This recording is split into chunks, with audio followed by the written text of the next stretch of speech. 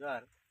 তো যেটা হচ্ছে খুবই দুঃখজনক ঘটনা, যেটা হচ্ছে এই বড়ুয়াডি ডুমুরডি থেকে পাড়রা হয়ে ঝালদা যাওয়ার রাস্তা, এটা মাঝিটি গ্রাম পঞ্চায়েতের আন্ডারে পড়ে এবং ঝালদা 2 নম্বর ব্লক, যেখানে কিন্তু এই রাস্তাটা হচ্ছে সারা বছরেই চলার অযোগ্য থাকে।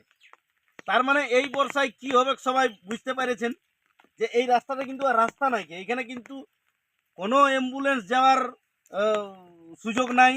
আজকে একজন মারা গিয়েছিল, সেখানে তাকে ওই শবদাহ করার গাড়ি আসাচ্ছিল, গাড়ি কিন্তু এখান থেকে ফেরত চলে গেল। তারা কাঁধে করে ওই বনের দিকেই নিয়ে গেল দাহ করার জন্য। তারা এই প্রচণ্ড বৃষ্টিতে তাদের একটু বেগুনকুদর বা ঝালদা নিয়ে যাওয়ার ছিল, কোনোরকমভাবেই গাড়িটা ঢুকলো না।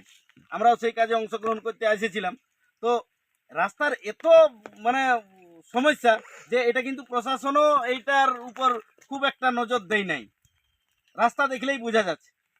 এই রাস্তাটার সাথে সাথে এইটা হয়ে যে পাড়রা হয়ে আমরা যাব ওই খৈরি পার করে খৈরি ভৈরবডি হনকল হয়ে যে রাস্তাটা তালি সেন্টারের রাস্তাটা, যেটা রাঁচি রোড উঠা যায়, মানে এত বেহাল অবস্থা। এটা সারা বছরের এই সমস্যা মানে অবস্থাটা আছে। এটা সমাধানের জন্য কিন্তু প্রশাসনের কোনো রকম উদ্যোগ দেখা যায় নাই সারা বছরেই। এখন তো বৃষ্টিপাতে আরও অবস্থা খারাপ হয়েছে, কিন্তু এই সমস্যাটা এলাকার মানুষকে ভুগতে হচ্ছে।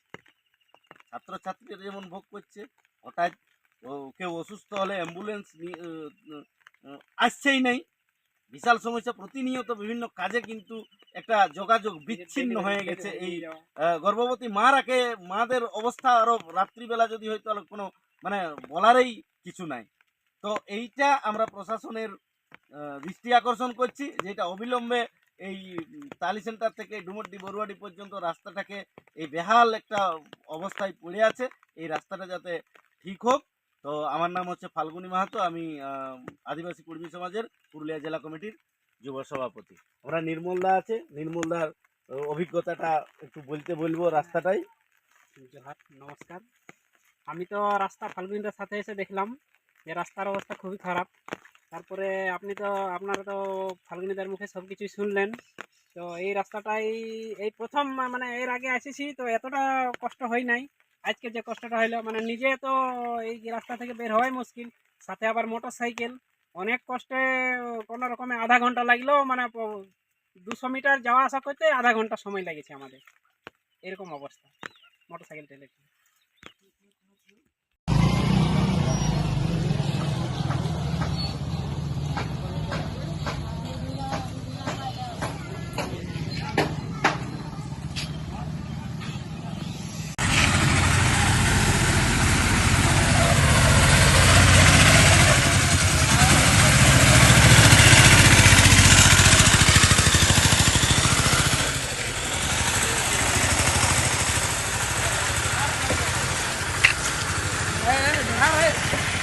Tinggal ini.